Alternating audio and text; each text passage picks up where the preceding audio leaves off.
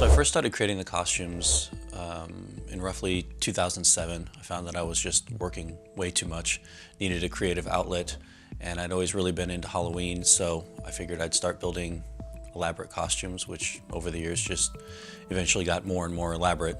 And the first one I ever built was the Predator costume, which I no longer have, but there's actually some pictures of it here on the wall. Took it to Las Vegas and won, I think it was about $11,000 the first time I took it there.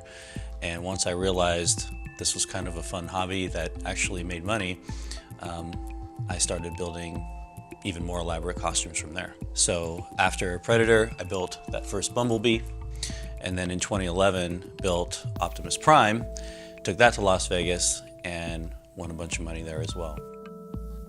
There's no guide, there's no pattern that you can go down to the fabric store and buy. You just have to learn how to do it yourself through trial and error. The main way I do it is I go online and I find pictures, and then I just recreate the pieces using foam board and sometimes even parts I just find laying in a parking lot or on the side of the road. I'll find a way to paint them and incorporate them into the costumes. After I moved to Texas in 2012, I reached out to the children's hospitals here and asked them if they'd like me to start visiting. And they said, yeah, absolutely, we'd love that. The very first event I ever did, the mom of a little boy who had cancer came up to me and she said, thank you so much for doing this. I haven't seen my son smile in months. And after that, I was hooked. I was like, okay, well, this is where I need to be spending my time. Now, ever since Hasbro donated about 1,000 toys to me to give to the kids, we go around and deliver toys to the kids as well.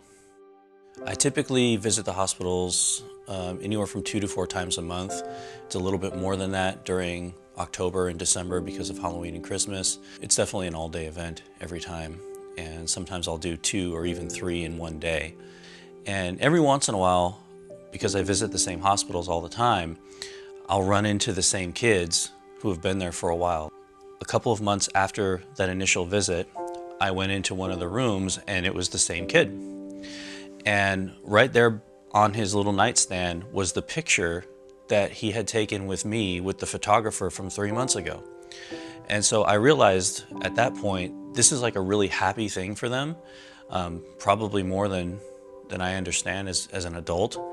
And so that really meant a lot, and that was actually one of the reasons that Hasbro was able to donate over 1,000 toys. I mean, we're talking many, many thousands of dollars worth of toys, because we realized that giving them something to kind of help them remember that cheers them up long term.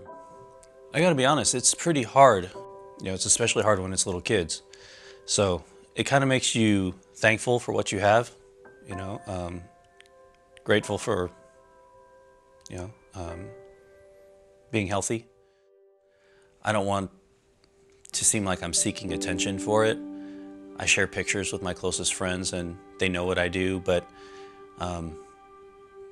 one of the Copart executives said, it might be a good thing because it might, encourage other people to do something themselves, to volunteer or give back. And so that's why I thought about it and I was like, okay, that's a good idea actually.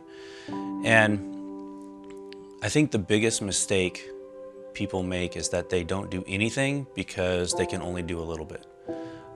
You don't have to build these and take a few days off every month and go visit children's hospitals to make a difference. You can just volunteer for 2 hours a year, passing out food at Thanksgiving at the homeless shelter. I mean, just do a little bit. And I think if everybody did a little, then a lot more would get done. So I'm hoping that other people will see this and think, I've got a little bit of time here and there, or a few dollars that I can donate and, make the world a better place. So, how I build them, that's the question I always get. The body panels are foam core board that come in these big sheets down here. And then I wrap it in vinyl laminate. It's like a giant sticker. And then there's a special paint kit that I use to give it that weathered, battle-hardened look.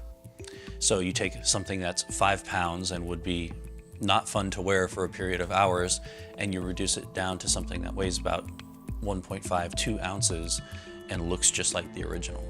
The old Bumblebee has stilts in the legs to give me the height.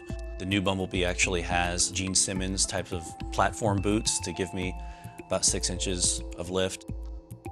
A lot of the pieces that you see, like let's say in the chest area, are actually wooden dowels or PVC and are painted to look like car parts. And in some cases, I have actually taken real car parts, cast them in plastic, and then painted them to look like the original car part. What I like about the character of Bumblebee is that he started out kind of as a guardian and a protector, and then kind of became this goofy friend.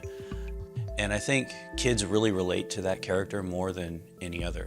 They just kind of see Bumblebee as somebody who's safe and makes them laugh, and that's why that character more than any other kind of stands out to me.